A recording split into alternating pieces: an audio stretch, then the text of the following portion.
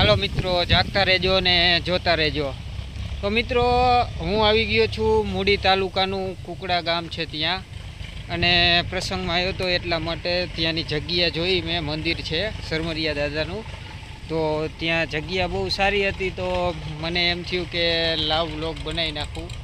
અને અહીંયા છાંયો ને બહુ ઝાડવાને બહુ મસ્ત છે, અને બહુ મજા આવી છે મિત્રો ફરવાની।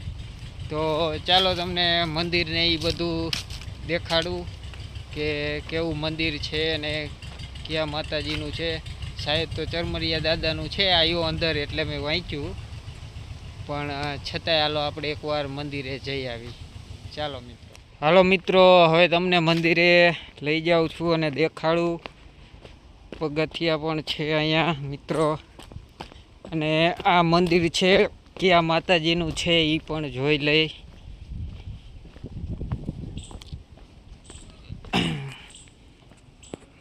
હાલો મિત્રો, આ ચરમરિયા દાદાનું મંદિર છે।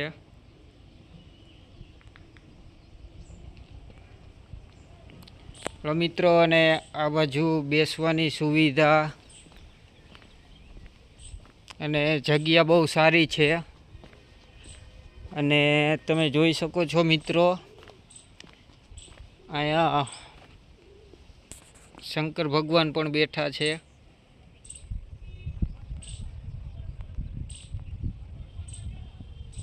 અને અહીંયા એક બીજું સરસ કામ એવું કે ચબૂતરો પણ બનાવેલ છે મિત્રો, તમે જોઈ શકો છો। ચબૂતરાનું કામ પણ બહુ સારું છે, અને બેસવાની જગ્યા પરફેક્ટ છે। અને ઝાડવા તો એટલા બધા છે મિત્રો કે અત્યારે ઉનાળો છે અને તડકો ખૂબ જ છે।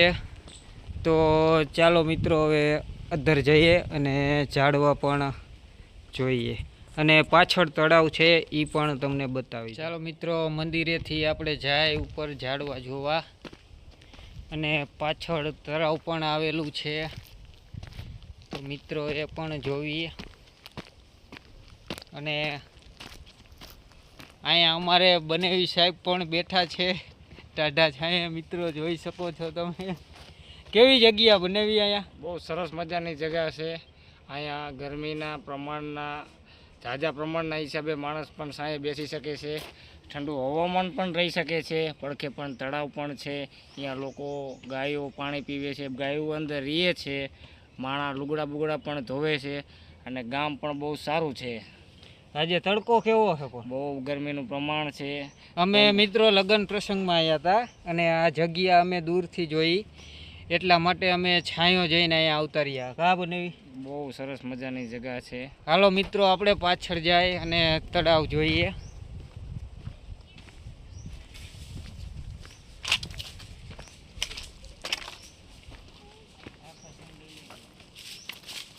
જો મિત્ર, આ બાજુ પાછળ તળાવ છે, અને એ બાજુ પાણી ભર્યું છે ફૂલ।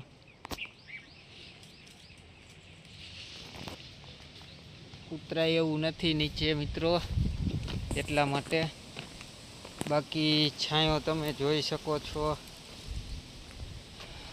બહુ સારી જગ્યા છે મિત્રો। મંદિરે છીએ થોડોક મિત્રો સપોર્ટ કરતા રહેજો,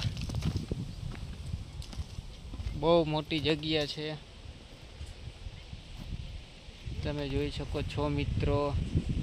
એક ભાઈ આરામ પણ કરે છે, અહીંયા સૂતા છે। ચાલો મિત્રો, એ ઉઠી જશે એટલે